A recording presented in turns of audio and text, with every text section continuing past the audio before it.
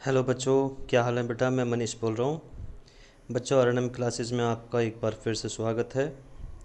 बेटा, आज का मेरा टॉपिक है नगरीय व्यवस्था। वीडियो अच्छी लगती है लाइक शेयर और सब्सक्राइब जरूर कीजिएगा बेटा। सिंधु घाटी सभ्यता का टॉपिक आपका चल रहा है इंडस वैली सिविलाइजेशन। बहुत ही इम्पोर्टेंट टॉपिक है जिसको मैं आने वाली कुछ वीडियो में पूरा करवा दूंगा बेटा। जो आपके बड़े से बड़े एग्ज़ाम्स से लेकर छोटे छोटे एग्ज़ाम तक बहुत ही इम्पोर्टेंट क्वेश्चन है बच्चों। नगरीय व्यवस्था, इससे पहले दो वीडियो मैं डाल चुका हूँ सिंधु घाटी सभ्यता की। जिसने नहीं देखे हैं उसको ज़रूर देखें बेटा। ठीक, चलिए इसको मैं आगे स्टार्ट करता हूँ बिल्कुल बेसिक से। बेटा, आज जैसे कि बता रहा हूँ कि नगरीय व्यवस्था, नगर मतलब सिटी। देखो, सिंधु घाटी सभ्यता में क्या क्या था बेटा। उस समय ये एक सिटी, सबसे पहले नगर जो बसाए गए थे, जो बसे थे, वो सिंधु घाटी सभ्यता के दौरान बसे गए थे। ठीक है, पहली फर्स्ट नगरीय क्रांति, फर्स्ट अर्बन रेवोल्यूशन भी कहते हैं इसको हम। ठीक है बेटा, ये जो मैंने टॉपिक दिए हुए हैं ये मैं आने वाले 2-4 वीडियो में मैं आगे बताऊंगा इसके बारे में। आज का मैं आपको यहाँ ये वाला टॉपिक पढ़ाऊँ केवल। ठीक है, और ये जो टॉपिक हैं ये भी सामाजिक स्थिति, आर्थिक जीवन, एग्रीकल्चर, पशुपालन, व्यापार यानी कि इंपोर्ट एक्सपोर्ट किसका करते थे, रिलीजन स्थिति यानी कि धार्मिक स्थिति, कला शिल्पकला, लिपि, मोहर, सिंधु घाटी सभ्यता का पतन कैसे हुआ, ये सारे टॉपिक आने वाली सभी वीडियो में आपको मिल जाएंगे बेसिक से। वादा करता हूँ इससे बाहर एग्ज़ाम में बिल्कुल नहीं आएगा।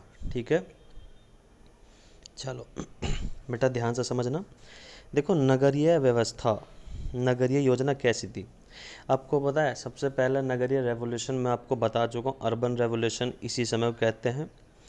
देखो, इस तरह का ये जो मैंने बद दिखा रखा डायग्राम में, इस तरह का नगर होता था।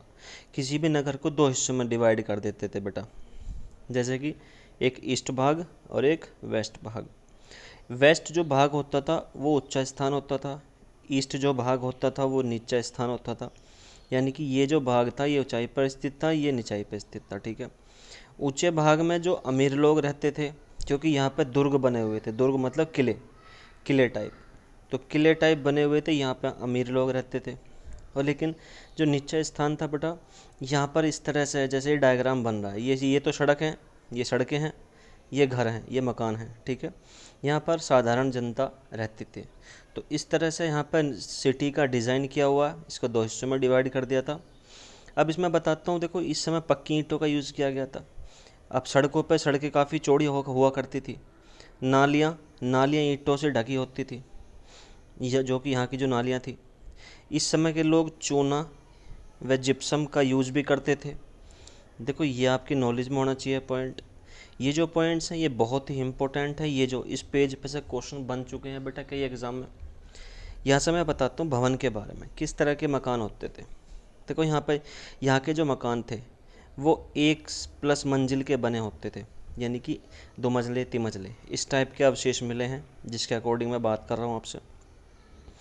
सबसे बड़ा भवन हमें मिला है मोहनजोदड़ो में।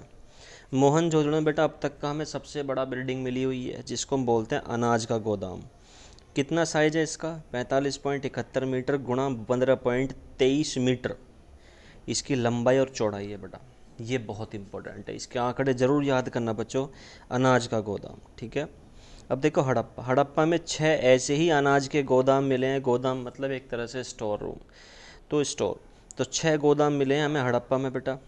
इनका साइज़ है 15.23 मीटर इंटू 6.09 मीटर इनका साइज़ है मेरे बच्चों। अब देखो नेक्स्ट, देखो विशाल स्नानागार, स्नानागार बोलते हैं इसको, हम स्विमिंग पूल बोल देंगे आज की डेट में। ठीक है, ये मिले हैं बेटा हमें मोहनजोदड़ो में। ये क्वेश्चन बनते हैं कि बताइए स्नानागार सबसे बड़ा कहाँ मिला, मोहनजोदड़ो में। ठीक है, जिसका साइज पूछा गया एग्जाम में कई बार, पीसीएस से लेकर सिपाही कांस्टेबल तक के एग्जाम में पूछा गया बेटा। ये 11.88 metre multiply 7.01 metre into 2.43 metre, ये इसकी लंबाई, चौड़ाई और ऊंचाई है। ठीक है, अब ये जो स्नानागार ये क्यों होते थे, देखो हमारे यहाँ पर रीति रिवाज चला रहा है कि भाई पूजा करने से पहले नहाना ज़रूरी है। तो यहाँ पर कोई जो धर्म अनुष्ठान होते थे, कोई पूजा वगैरह होती थी, तो उससे पहले नहाने के लिए हम इसका यूज़ करते थे। ठीक है, तो इसके लिए यूज़ होता था ये नहाने का, जिसे हम आज की डेट में स्विमिंग पूल कहते हैं। ठीक है बच्चों, चलो अब बात करते हैं सड़कों की। देखो सड़कें इस तरह से होती थी, इस तरह से बिल्कुल चकोर, एक दूसरे को समकोण पर 90 डिग्री के एंगल पर डिवाइड काटती थी भैया, ठीक है। इनकी चौड़ाई होती थी 13.5 फीट से 33 फीट, 13.5 फीट से 33 फीट इनकी होती थी बेटा क्या, चौड़ाई। तो ये आपको पता होने चाहिए। और यहाँ पर पानी पीने के लिए कुएँ होते थे, कुएँ हर घर में कुएँ होते थे। यहाँ पर हमें पोर्ट भी थे उस समय, पोर्ट मिले हमें लोथल में, पोर्ट मीन्स बंदरगाह, बंदरगाह लोथल में मिले बेटा, ठीक है। चलो तो ये कंटेंट आपको याद होना चाहिए मेरे बच्चों। और कल की जो वीडियो है, कल मैं आपको पढ़ाऊँगा क्या, कल मैं आपको ये पढ़ाऊँगा हड़प्पा सभ्यता का प्रमुख स्थान की खोज किसने की, खोजकर्ता और खोज करने का वर्ष, ठीक है। ये इसको मैं ट्रिक बेस पे पढ़ाऊँगा भाई, ट्रिक बेस पे, ज़िंदगी में आप इसको भूल नहीं सकते, वादा है आपसे।